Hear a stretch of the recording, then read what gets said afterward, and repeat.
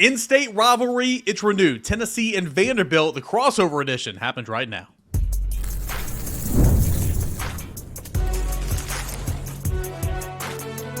You are Locked On College Crossover, part of the Locked On Podcast Network. Your team every day. What is up, everybody? I am Eric Cain, joined by Corey Burton here. A little Locked On crossover. Locked On Vols meets Locked On Vanderbilt. Hope everybody has a happy Thanksgiving. A big-time football game coming up for both sides, and we're going to get into that matchup here over the next 30 minutes. Couldn't do it without our friends over at FanDuel Sportsbook. New customers can place a $5 bet. Get started with $150 in bonus bets if you win your first $5 bet. Visit FanDuel.com to go ahead and get started today. Corey, man, I mean, what a game. Obviously for Tennessee, you know, everything on the line for the college football playoffs, but Vanderbilt already 6 wins, and nobody would love to play spoiler more than the Commodores knocking the Volunteers out of playoff contention. Yeah, absolutely. I mean, you know, this rivalry is as intense as it is already without these stakes. You throw that into the mix, woo, and you have a guy like Diego Pavia standing on that sideline just itching to go. They are ready to roll. They are ready to play spoiler. I think even last week they were probably a little distracted looking forward to this game. Yeah, typically, Tennessee obviously, owns the all-time series in terms of the record. I think they've won the last 5 or 6 in a row, 7 of the last 10. But, Vanderbilt, chippy, Vanderbilt a couple years ago, going into this game a couple years ago, I think knocked off Kentucky and Florida. Mm-hmm. Obviously, big win over Alabama this year. Nearly pulled off lost by a touchdown at LSU, lost by, in overtime at Missouri, went tooth and nail with Texas a couple of weeks ago. Diego Pavia is the story of the quarterback, but what else is different about this Vanderbilt club? I mean, this is a good ball club, and obviously Clark Lee, I think, calling defense has helped in that regard. That's exactly it. I mean, you got Diego Pavia. You mentioned that he's been an absolute rock star, but this defense has been incredible. They make you earn every inch that you get, and what it really does, more so than production and takeaways and things that are quantifiable with stats, the psychology that they deliver to other teams when they force you to earn every single yard and drive the ball every single time you want to score, that wears on teams. You get teams that panic, you get teams that do things that are uncharacteristic, and it just wears on you. And offensive coordinators, and I'm one myself, we're not patient people. We want to take those shots and we want to score now. And we want to get the ball going. And Vanderbilt prevents you from doing that. And it's all really because Clark Lee has a really good understanding of what teams want to do against them and takes that away and makes them move to plan B, plan C, and even plan D. Well, that's interesting. You have a scouting background. Of course, you have a coaching. You're a coach right now. Mm-hmm. What makes Pavia so good? Obviously, he's skilled. He can run. They run a lot of option. He's a huge focal point. And then also, how's his health right now? Because I know he's banged up right now. And last week, if I'm not mistaken, Nate Johnson got some run as well. Yeah, he's banged up. He's probably more banged up than he would lead on, or he would let on. But what makes him so good is, you have all that. You have the moxie, you have the athleticism, you have the ability to create. But his knowledge of that system, he knows what the defense is going to do before they do it. So he can manipulate defenders better than any quarterback I've seen in a really long time. And that's what helps him create space. That's what helps him make plays. He can make off-platform throws where he's facing you and he throws it like sideways. Yeah. Some like you're scratching your head like, how do you just make that throw? And he's limited on his deep ball accuracy and his deep ball power. There's some things as a quarterback that he's limited on. He's not going to sit back in the pocket and pick you apart. That's just not what his game is. But as far as creating, gaining momentum, making guys miss, and being athletic and knowing what you're going to do, that's what makes him so dangerous. And with him being banged up, he's not able to do the athleticism things as much as he was earlier in the season, which has made him a little bit more, I don't want to say human, but it's made him more gettable, more beatable. What's ailing him right now? Ankle. Okay, ankle. Yeah. That'll do it. You got a bad wheel. Yeah, he's got a bad wheel. Yeah, you got one quarterback that's a veteran that's played a lot of college football on one side. You got a young guy, Nico Iamaleava, who, was the prize prospect, number one, recruit in the nation according to On3, 5-star, NIL, all that and more. Redshirted last year, first-year starter. And, he's obviously not as good in this regard as Pavia is, but, I mean, Nico as well, really, really good off-platform in my opinion, out of the pocket, rolling out, bootlegging, stuff like that, extend plays, escapability. Nico does have the arm, working on the accuracy in terms of down the field passing. That's never really clicked. It's some weeks it's him, some weeks it's the receivers who drop 2 touchdown wide open passes down the field. Again, the vertical stretch play where Tennessee's play calling with Josh Heupel and Joey Halsey, they still try to hit that because that's who they've been. The first 3 years in the system, and then the first 2 years. In the last 2 years, that's not necessarily who they've been, but they still press that so hard, and I think sometimes that gets him. Maybe not confidence early on in games, and it takes a little while to kind of get him going, and I think they need to kind of change that a little bit in this game. But 2 different quarterbacks in terms of age and experience, but I think they share a lot of the athletic ability and off-platform stuff. Absolutely. What do you see from Nico in your scouting and coaching mind? In terms of how he's looked this year from whenever you've seen him. He's a rhythm-based quarterback to me. He's somebody that, in order to hit those deep shots, when he's hitting those deep shots, it means he's probably had some easy completions to kind of get him going. Yep. With young quarterbacks like that, that's what you need to build those in. And when Tennessee's done a good job of building those in and supporting with the great run game with Dylan Sampson, you get him in rhythm. And now he's able to hit those deep shots, and that gives you momentum, and you can move the ball quite explosively. When he struggled, they haven't done a good job of either hitting those easy passes, or teams have taken those away by constricting the space down. And when he gets up to throw, he looks out there and there's somebody blanketing a receiver on a hitch route or a seam route, and he just kind of, what a lot of freshmen do, he probably double clutches and then either throws it away or just – it's just not going to get complete. And then his confidence gets shaken a little bit. And then his accuracy, I think he gets a little jittery with his mechanics in those situations. So for a guy like Nico, you have to keep him comfortable, and keeping him comfortable is getting some easy passes, bubble routes, slants, hitches, things like that in the quick game that can get them going. Vanderbilt's going to have to really disrupt that. Yeah. I mean, couldn't agree more, man. I mean, take last week against UTEP, for example. Oh, yeah. Tennessee went out there and, again, I think the play calling at times this year, they're just so stubborn on trying to be who they were, and that's not who you are right now. And they just kept taking shot after shot down the field. And then they brought things in, and man, Nico looked bad, and then Nico got rolling, and he looked really, really good. So we're going to continue on. We're going to talk defense. How is Vanderbilt prepared to stop Dylan Sampson, who somehow is not a Doak Walker Award finalist? I don't know how that happens. Captain Genty's going to run away with that award, probably. True, yeah, true. That's probably what it is. But Sampson should have been in the running, though. No pun intended. He should be in Kentucky. Yeah. Before we take our short break here, I do want to. What are the vibes like for the Vanderbilt fan base right now? I mean, I feel like if you're a Vanderbilt fan right now, like there should be some confidence. Not necessarily that, not that you can't win the game, because you certainly can. But I mean, this is a good ball club, and again, everything that's on the line, that should be motivation. So I feel like the Vanderbilt fan base right now should, despite losing 3 of 4, still play really good football this year. I feel like there's a lot of hype for this game, I guess is what I'm trying to say. Yeah, even the losses have been.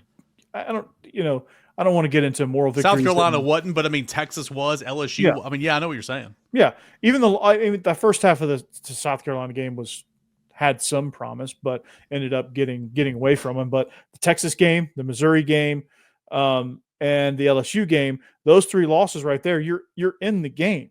There's a handful of plays in each of those games that could have turned the tide in those things. And Vanderbilt hasn't been able to say that in quite some time. The Georgia State loss was just a complete head scratcher and abomination. That was terrible. And the South Carolina game was a game that started really well. They just ran out of gas, and South Carolina took advantage. And South Carolina's a very good team. So the vibes I think are finally good. Like at the beginning of the year, it was okay, 2-10. Let's just get through the season. let's move on from Clark Lee. And then you beat Virginia Tech. It's like, okay, well, we do it again, and I'll believe you. And then it happens against Bama, and everybody's like, okay, well, yeah, this is a legitimate team. And then as the season's played out, they're like, okay, this team, they can win every single game they play in. They haven't been able to say that in quite some time. So the vibes are actually pretty good. As expected, the vibes for Tennessee fans right now, you got half that are just so scared, and you call it battered ball syndrome. You know what that is. You live in Nashville, where like everything's right there, and then it's taken away from you. And you know, the other half, I feel like is just like already thinking Tennessee won the game, and so there's not a whole lot of in between. Obviously, Tennessee's favored by 10.5. We'll get into that, you know, here in just a second with FanDuel, but I think there's confidence there. But I also think that a portion of the fan base, not everybody, just because Tennessee historically owns a series, like assuming that it's already a win. And I'm like, oh, hold on a second. And just because there's going to be a lot of orange in that stadium, still it's not going to be Neyland. But I think it's going to be a pretty good one. We'll continue this conversation here. Corey Burton, Eric Cain, Locked On Vandy, Locked On Vols. We cross it over, getting ready for Tennessee and Vanderbilt coming up on Saturday. Do you want to tell you guys about our friends over at FanDuel Sportsbook? FanDuel Sportsbook, you can tackle the NFL season with FanDuel. It's America's #1 sportsbook. And, you're looking at Tennessee and Vanderbilt right now. Tennessee's a 10.5-point favorite. That total is at 48. Corey, if I were to ask you right now, what's your play with the spread at 10.5? I'm taking Vandy to cover this. This is going to be a pesky game. I'm taking Vandy to cover this at worst case scenario. I know taking Vandy plus 10.5 means they can outright win too, but that's where I'm going. That total's a little bit lower than I thought, maybe because of the injury to Pavia and the inconsistencies for Tennessee's offense. But nonetheless, the play there is at 48.5, and you can do that. You can do other college football games. I mean, you got Georgia Tech this weekend. You got the Egg Bowl this weekend. You've got championship weekend coming up next weekend, but also the NFL action this Sunday and every Sunday over at FanDuel Sportsbook. You can get $150 in bonus bets if you win your first $5 bet. Again, that's $150 in bonus bets. Just bet Saquon Barkley, and you probably win that. Exactly, right there. You win it. You bet your first $5 bet. That's over at FanDuel.com. FanDuel, it's America's #1 sports book, and it's where you can make every moment more. That is FanDuel. All right, we're crossing it over here. Locked On Balls, Locked On Vandy. Corey Burton. I am Eric Cain, and man, this is a big one coming up. How many? There will be more orange in the stadium just because it's in Nashville. But what do you think that percentage is going to be? And let me ask you this: is it 28,000 due to construction? Is that what it is at First Bank? It's a reduced number. I don't know the exact number, but it's right around 30,000 due to construction. When they're finally done with that thing, which felt like it's been a decade, it's going to look really nice. Yeah. But, I'm going to say about 50%, maybe. I think it's going to be half and half, which is an improvement. Usually it's about 85 to 90% orange, and road or insert road team here, save like the non-conference games. But I think it's going to be, I always call it a weird environment because it's like a home road game. Yeah. Clark Lee said this last week. I thought it was hilarious and sad all at the same time. When they were talking about LSU, and he's like, well, we're going to have crowd noise at the game, but we're Vanderbilt. We should be used to crowd noise at this point. So it's a weird environment. It's like a, for Tennessee, it's like a road environment, but like home at the same time. And it's like, it's just kind of weirdly quiet and awkward. And it's going to be an 11 a.m. kick. So that makes things even worse. It's 11 a.m., right? Yeah. 11 a.m. local. Yeah. For some reason I said that and I was like, wait a second. And then I realized, it is. Well, FanDuel's got it at 2:30 on its app all week long. Like, no, it's 11 o'clock. Threw me off. I saw that and I was like, I saw something where it's 11 a.m. Did it flex out or something change on me? Yeah, it's gonna be one of the like 11 a.m. kicks at Vanderbilt. Everybody's kind of tired. They just gorge themselves at Pancake Pantry, and they're just ready to take a nap. That's just you went out the night before on Broadway, and you're just not in your best make noise rabid fan college football mindset at 11 a.m. at Vanderbilt. So that makes for a weird atmosphere. The last 11 a.m. local time kick for Tennessee was 2022 at LSU, and we know about LSU at night, obviously, but It was local. I don't think they were awake. I think they were very much hungover. But Tennessee had the lead when they got off the bus. I mean, opening kickoff, forced a fumble, and got the ball like at the 20 and went in and scored. I remember that game. I was like, whoa. Yeah, I mean, it was really interesting how that kind of played out. But like Tennessee's not a very good road team in the big games. I mean, they've won at Vanderbilt a couple of times since Josh Heupel's been here. But lost in Missouri, lost at Florida, lost in Athens, and all that. I mean, it's hard to win on the road in this league, but communication's been a thing for Tennessee in terms of like offensively and snap count and all that. But I think that's going to play into Tennessee's hand because again, it's not going to be like a true road game environment because there's going to be so much orange there because it's in the home state. So I think that obviously helps Tennessee. Yeah. How should Vanderbilt try to go about stopping Dylan Sampson? He's just been a machine. That offensive line.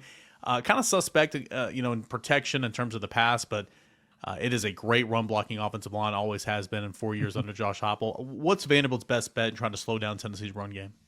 Throw bodies at it. That didn't work against Rocket Sanders, but you have to try. I mean, that's the only way. You got to throw bodies at it, confuse these blocking schemes, hope your guys win their one-on-one matchups on the outside, and hope that stopping or slowing down Dylan Sampson can be able to provide you with enough of a rush to kind of get things off rhythm a little bit, get them behind the sticks. But really, it's just twisting, stunning, throwing bodies into the A and B gaps and forcing Dylan Sampson to stop his momentum to cut outside or to cut back.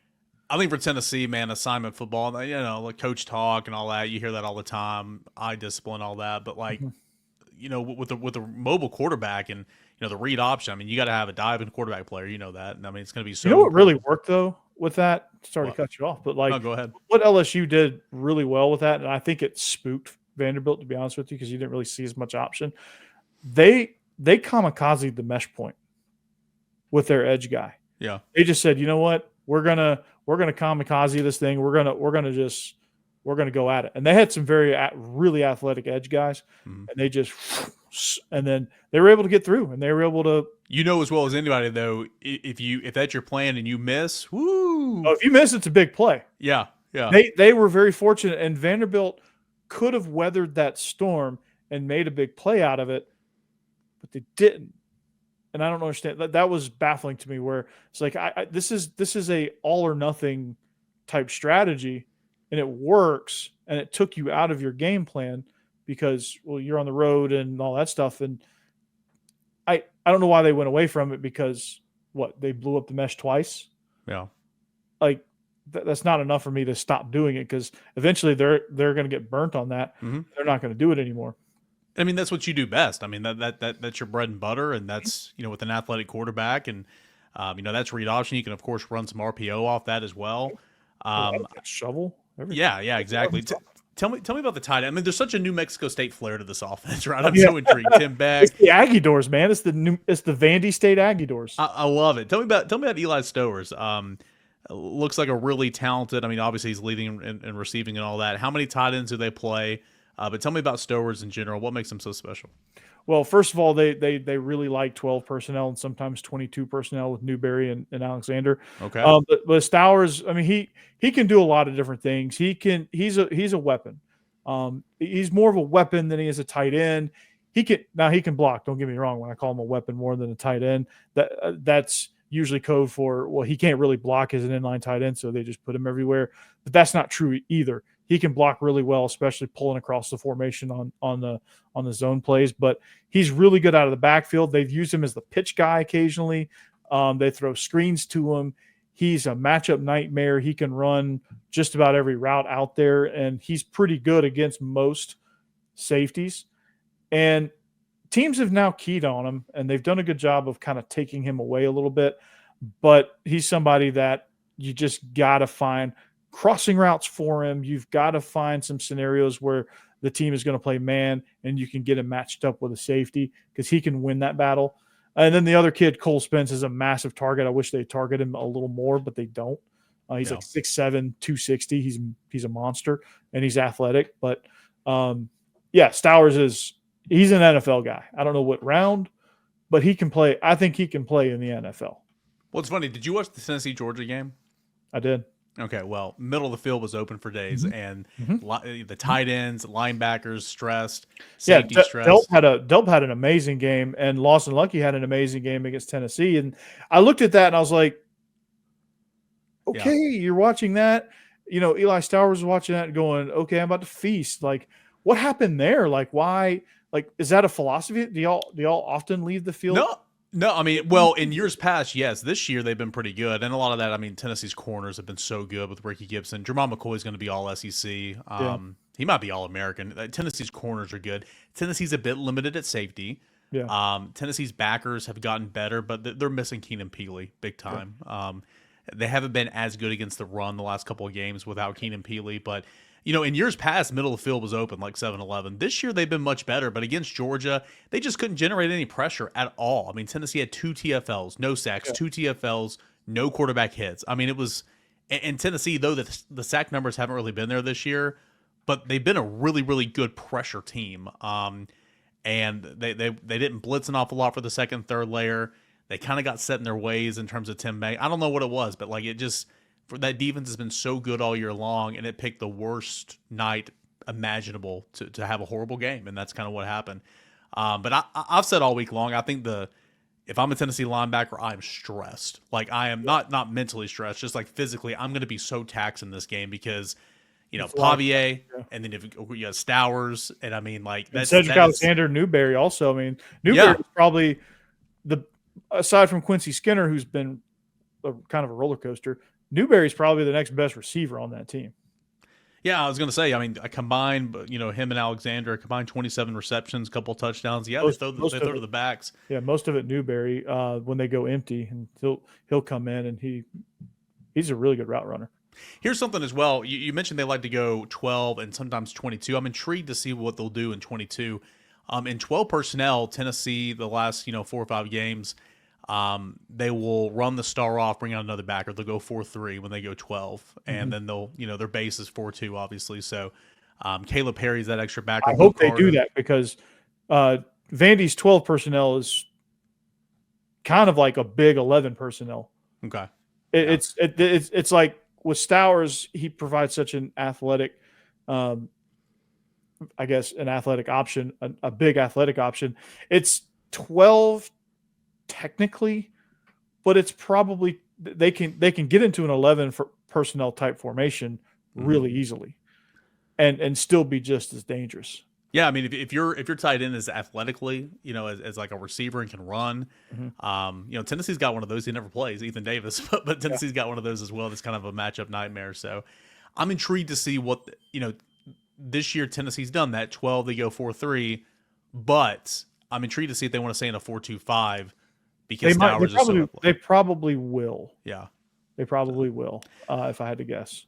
We'll see what happens. We'll continue to preview Tennessee and Vanderbilt this Thanksgiving weekend holiday of football. It is rivalry week and a lot going on. We'll continue to break it down here on the crossover edition, Locked On Vols and Locked On Vandy.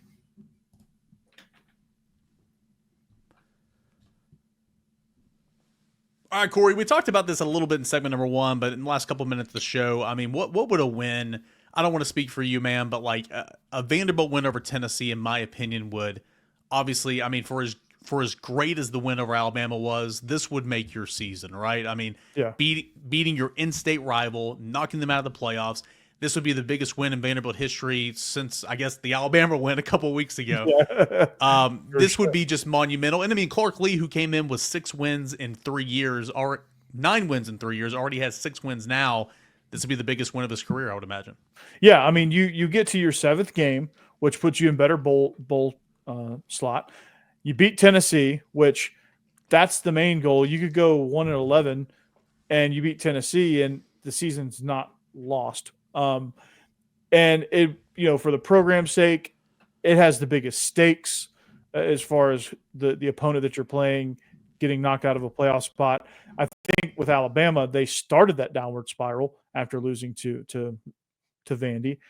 So yeah, this would be because of the implications, because of the in-state rivalry aspect, and because Clark Lee came off such an abysmal year last year.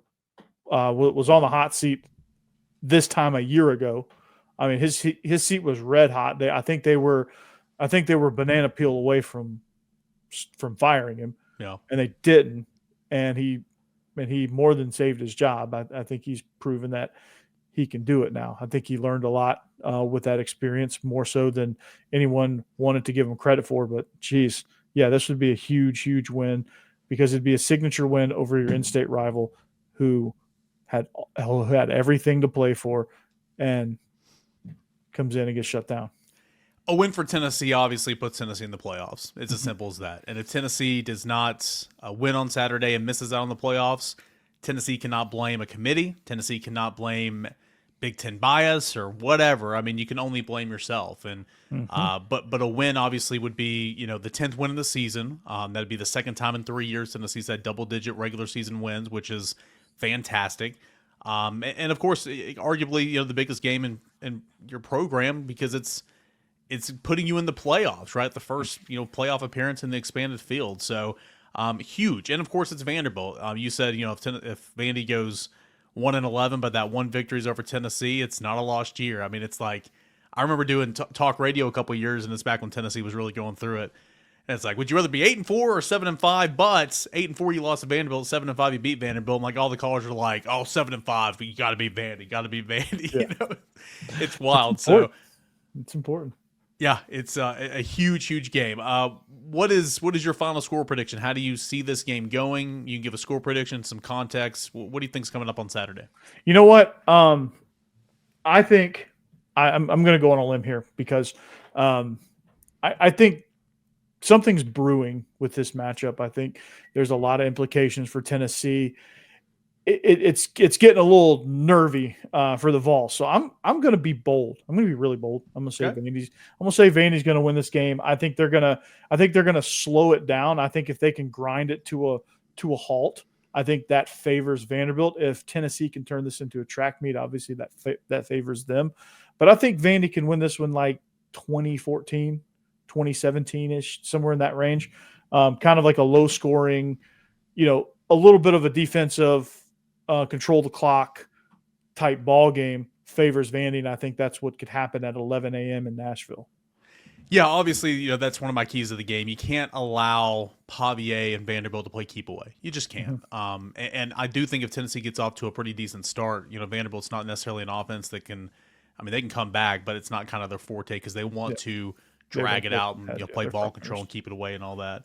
Yeah.